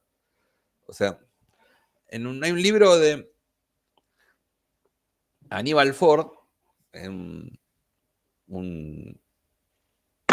claro, hablando neutro, o sea, es lo que hablamos la otra vez de cuando ibas a McDonald's y pedís un 2/4 de libra y vos no te manejás así en general, pero vos aceptás ese lenguaje porque 2/4 de libra es lo mismo acá, es lo mismo en Perú, es lo mismo en Puerto Rico, es lo mismo en España, pero es esa vivir la vida de otro, no vivir la vida nuestra, ¿no? Me agarré con el reggaetón antes, bueno, tampoco no quiero ser tan... Pero bueno, son un montón de terminología que no tiene que ver con nosotros, con nuestra vida cotidiana. Pero existe esa exclusión, que es una exclusión que no muchas veces, a veces nosotros lo vemos como algo absolutamente inconsciente, como algo que se da, y no pensamos que en realidad está operando a través de otros factores. O sea, esa cuestión. Se está operando a través de otros factores.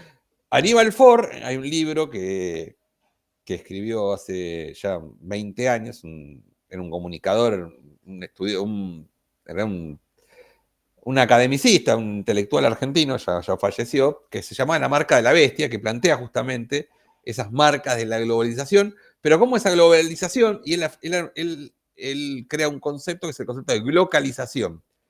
Glocalización vendría a ser cómo la globalización actúa en diferentes lados del mismo modo. O sea, en las realidades locales, creemos que estamos viendo realidades, pero ahora estamos viendo un efecto de una globalización general. O sea, esa palabra glocalización. Está bueno el libro. Quizás lo pueden alguna vez conseguir, leerlo, porque pone muchos ejemplos bastante didácticos sobre este discurso, cómo hay un discurso ideológico que se intenta esconder, se enmascara detrás de un discurso supuestamente neutral, de un discurso no como un discurso convencionalizado, donde está fuertemente impregnado por diferentes intereses, sino como un discurso, digamos, que sería navega en el vacío, lo cual no es cierto. Él pone un ejemplo, que creo que yo lo puse en el video, no sé si lo vieron, que es el de la película Rocky 4. ¿Alguien se acuerda de la película Rocky 4? ¿Alguien la vio? Una película ya del año 86. ¿Alguien la quiere contar? ¿Y qué? No sé si Marta quiere contarla, pero tiene todavía la mano levantada. Pero... no, ¿de que qué se trata Rocky Rocky 4? Sí, ahora me escuchan. No, no la vi esa, Rocky. ¿Puedo hablar? No. Bueno, Eh, ¿de qué se trata Rocky 4? A ver. no, yo no vi Rocky, ¿eh? Yo quería hacer una acotación sobre una película que vi, una serie que vi la otra vez en Netflix. Y que ellos mismos. ¿Alguien vio? No, sin culpa, ¿alguien vio que Rocky 4? Parece que fuera el único que. Bueno, tampoco. ¿Nadie vio Rocky 4 acá? No. O por lo menos no me acuerdo. Los hombres, algún hombre vio Rocky 4. ¿No? Me parece que se trata, no me acuerdo bien, profe, pero me parece que se trata de que él trabajaba quería ser boxeador y trabajaba en un, ¿cómo se llama? Donde matan las vacas. Frigorífico, ¿no? Sí, no, pero la Eso. 4, particularmente es la 4, porque lo que analiza Ford es la 4. ¿De qué se trata la Rocky 4? A ver. No me acuerdo, ya no recuerdo haberla visto eso. Muy bien, Judith. ¿Cómo es esa historia? A ver, ¿te acordás un poco?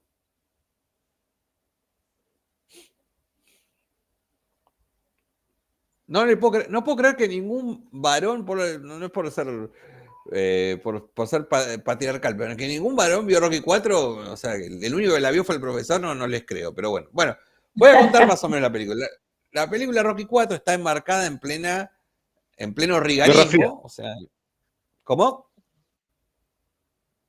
¿Qué cosa? En la Guerra Fría puede ser que está Iván Drago, y que es uno rubio grandote, y Rocky, que siempre va con los pantalones norteamericanos, eso, ¿no?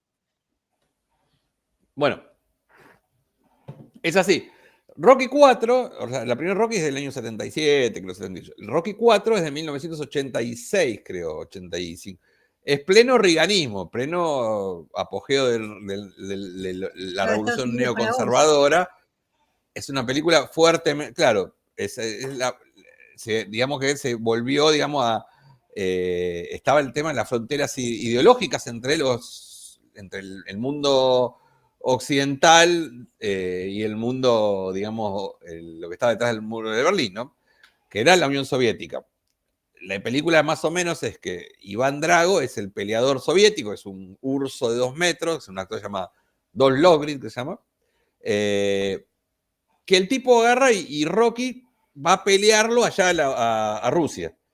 Pleno 86, pleno Guerra Fría, y consiguen, después de una situación que lleva a que consiguen una pelea en la Unión Soviética. Rocky va de recontrapunto, digamos, pues ya es un boxeador grande, pero aparte el tipo, vos lo veías a Iván Drago y el tipo tenía todas las máquinas, toda la tecnología llevada para un boxeador. En cambio, Rocky, en la película, es un tipo que va a, no sé si se acuerdan lo que era el entrenamiento de Rocky. ¿Ahí se acuerdan cómo era el entrenamiento de Rocky en Rocky 4? ¿Cómo era, Ezequiel? Era en una granja, ¿no? En el desierto blanco de Rusia, sin nada. El tipo va así. Antiguo, haciendo pesas con pedazos de madera. Claro, el tipo va, es como que parece un aficionado. El otro es un recontra urso que tiene todas las máquinas, toda la tecnología. Y Rocky va y va a un bosque ruso y está con la barba crecida y corta leña y hace viejos ejercicios de granjeros. Sin embargo, cuando va en pelea, lo boxea y lo noquea Rocky. Y uno diría, pero si Estados Unidos es el país que mayor dispositivos tecnológicos tiene, o sea, hoy en día todavía, ¿no? Ni hablar en la década del 80. Pero ¿por qué tiene que hacer un Rocky que va y que casi, digamos, un aficionado va y boxea? Bueno, porque la hegemonía no solamente se basa en una cuestión de tecnología, como decíamos, ahorita hablamos de las creencias, la hegemonía también se basa en otro tipo de discursos, o sea, la superioridad racial, esa cuestión de la predestinación, esa cuestión de que, bueno, yo soy americano, soy el hombre predestinado y te voy a matar, te voy a cagar a trompada. Por más de que uno diría, no, pero ¿cómo si el otro tiene todas las máquinas? Bueno, es que no alcanza, sino que tiene que tener otro tipo de elementos para establecerse una hegemonía. Porque la bajada, cuando vos ves la película, decís, y Rocky lo recagó a trompada. Tenía todas las de perder y lo cagó a trompada al ruso y lo terminan los rusos aplaudiendo a Rocky. Bien, terrible propaganda en el año 86. Imaginemos en ese momento, en plena escalada del conflicto de la Guerra Fría en plena crisis también de la Unión Soviética, ya había asumido Gorbachov, todo lo que fue la nomenclatura, la perestroika, la glasnost, pero bueno, en ese proceso el toque de gracia, digamos, el tiro de gracia, se lo da Rocky y esa propaganda donde ya Estados Unidos, el país que más tecnología desarrolla, más inversión tiene a través de lo que es la NASA, a través del complejo industrial bélico armamentístico norteamericano. Bueno, otro ejemplo que pone respecto a la Forrest Gump, profe. Bueno, sí, Forrest Gump también, no sé a qué escena te estaba refiriendo. Toda la película es una propaganda americana. Toda la película, desde que arranca que termina. Como todas las películas de Norteamérica tienen la propaganda de Estados Unidos. Bueno, pero porque justamente ahí vemos que el cine es un instrumento de propaganda. O sea, nos pasa que a nosotros nos hacen ver que la propaganda es solamente no sé, las propagandas la propaganda política explícita, ¿no? Bueno, no hubo propaganda política más explícita que la que hizo Hollywood, porque cambió nuestras propias subjetividades determinados hechos. Y Estados Unidos justamente tiene que plantear esa hegemonía mundial, que la estaba discutiendo en la Unión Soviética, llevada no solamente a, nosotros tenemos el complejo industrial norteamericanos, nosotros, como explica en otro texto de ese libro Ford, un ciudadano de Nueva York lee tantas páginas de diario en un domingo como media población de África en un año, pero todo eso no nos alcanza si no le ponemos otros elementos. Por ejemplo, la superioridad racial. O sea, la superioridad, nosotros como la raza, somos la raza a dominar el mundo, a conquistar el mundo. Y aún en las peores adversidades podemos salir adelante. Pero bueno, me pareció interesante ese ejemplo, porque la exclusión también parte de eso. La exclusión tiene un componente cultural muy fuerte. O sea, la exclusión y la propaganda de cine ha sido muy efectiva en ese sentido. De hecho, hay ese libro creo que también lo menciono en el video. Véanlo, el video no es por hacerme autobandera, pero está bueno el video, que lo hice ya hace unos años, pero respecto hay dos americanos justamente que se llama, creo que Shoah y Stam se llamaban, que hicieron todo un estudio de la industria cultural estadounidense en la década del cine mudo y en las primeras décadas del cine sonoro, en la cual planteaban cómo Hollywood, de determinados lugares, así como lo plantearía después Dorman y Matelar, plantean una hegemonía cultural. Plantean una cuestión en la cual, bueno, por ejemplo, él pone el ejemplo, por ejemplo, del lugar que le dejaban a los latinos en Hollywood en la década del 20, del 30, en el cine. Entonces la mujer latina era, no voy a decir una palabra, pero era una mujer fácil o una mujer del cabaret y las actrices tenían, la actriz que venía, no sé, actriz mexicana, la llaman la picante actriz, o sea, ¿cómo generan ellos hablan de tropos? Los tropos son como los lugares que se sedimentan esas creencias, ¿no? Entonces, no, el petardo sexual, una mujer, ¿no? Que en general era, o el tipo era, el latino era mafioso, bueno, todavía lo vemos, ¿no? O el negro era mafioso. Esas cuestiones tienen con crear esos tropos, esa industria cultural. De hecho, en el libro de Dorfman y Matelar, ¿ustedes se acuerdan cómo se llamaba el enemigo del Pato Donald?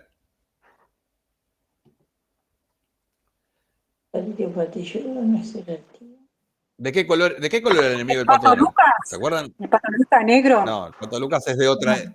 Es otro. No, el Pato Lucas es de la Warner, creo, el Pato Lucas, no. ¿No se acuerdan? Pedro, dice Google. Negro. Pete el Negro le llamaban. Pedro. Imagínense en plena década del 40, del 30 en Estados Unidos, donde todavía la segregación racial era fuertísima, por más de que se había abolido la esclavitud, pero duró mucho tiempo. El enemigo del Pato, el villano, era negro.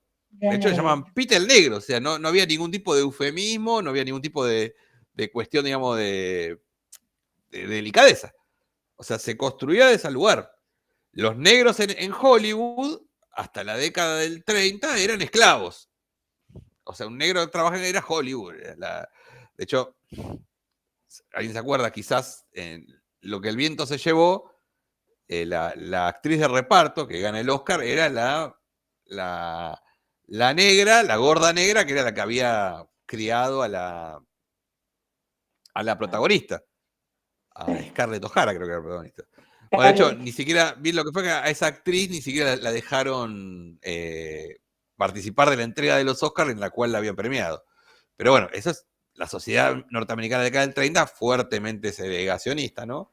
Las leyes de moralidad, incluso las leyes de esa cuestión. Pero los arquetipos los estereotipos estaban bastante creados y eran absolutamente funcionales a un discurso de hegemonía. Y eso es lo que plantean Shoah y Stam en su trabajo, haciendo un estudio del cine americano. O los galanes de cine. Los galanes de cine, el galán americano era aquello, el latino era el tipo mujeriego, el tipo promiscuo, el tipo. Era esa cuestión. Estaban muy marcados en una sociedad con determinado sistema de dominaciones bastante claros. Los códigos, de hecho, fíjense hasta qué punto que en la década del 40 o del 30 había un señor llamado Haynes, y ese Haynes eran los códigos Haynes.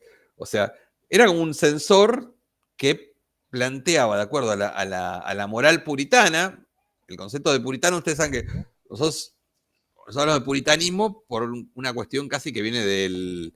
¿qué es un puritano para nosotros hoy? Una persona... No para mí. Moral. Lo que quiere decir es que es el bueno, el que está limpio de culpa y cargo. Claro, pero el limpio, el moralista, el puritano es el tipo moralista, el que se escandaliza. En realidad, los puritanos originalmente eran los protestantes que son expulsados de Inglaterra y van a vivir a Estados Unidos. Son los famosos, los pioneros norteamericanos de Estados Unidos, los que llegan en el Mayflower, eran puritanos. Bueno, les queda de ahí de puritano porque esa cuestión puritana de determinadas cuestiones morales que eran absolutamente imposibles de no llevar a cabo. O sea, no podía haber, de hecho, hasta, no solamente en el cine, han arruinado la vida de más de un actor porque era homosexual o porque tenía una conducta incorrecta que consideran ellos. Los tipos eran bastante moralistas. Pero bueno, todo ese estudio plantea lo que era la década del 20 y la década del 30. Y aún existe hoy, porque a ver acá, ya que hablamos de Rocky, hablemos de Breaking Bad.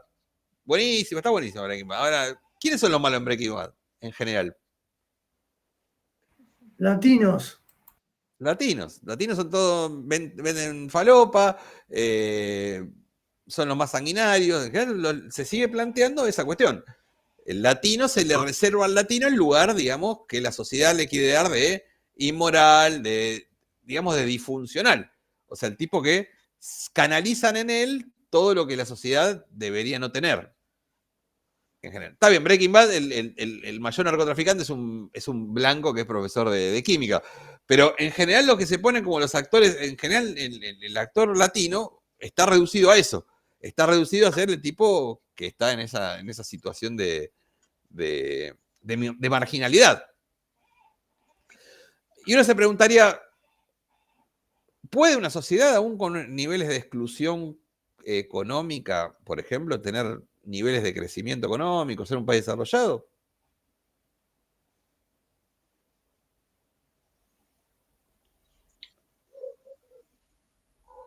Porque eso también se preguntaría. Porque uno diría, si el problema fuera solamente la exclusión, y la exclusión impediría el desarrollo de una sociedad, se combatiría la exclusión, porque no permitirían que las sociedades se desarrollen. Hay miles de ejemplos, hay varios ejemplos de países que han crecido industrialmente, que han crecido con altos niveles de marginalidad, con altos niveles de exclusión económica. Yo siempre pongo un ejemplo que es, y ahí vuelvo al cine. Esta clase va a ser bastante filmográfica, pero una película que no sé si la han visto, pero es muy buena, que es Parasite. Parasite fue uno de los pocos casos de una película extranjera, porque es coreana, que creo que en 2019, 2020, ganó el Oscar a Mejor Película Extranjera y el mejor Oscar a la Mejor Película. Algo excepcional que pasó. Parasite, ¿la vio esa película? ¿No? Parásito, ¿cuál? Búsquenla. Parásito, sí. Ah, mira. Sí, que están Para en el- una quizás familia, lo- ¿no? Una Sí, que familia. Es China, una. coreana, china. Sí. ¿Cómo? China, Es coreana, coreana. ¿no? Coreana, coreana. Es coreana, Sí, sí. Corea del Sur. Sí. Parasite es una película de una familia que, digamos, son busca, que los tipos laburan de lo que pueden, viven de lo que pueden, sí que laburan, viven de lo que pueden.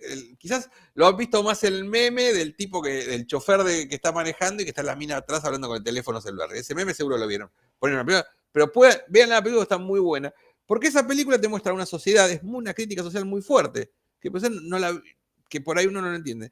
Corea del Sur es un país que a partir de la década del 50, después de la guerra coreana, comenzó un desarrollo industrial vertiginoso, que hoy es una potencia industrial.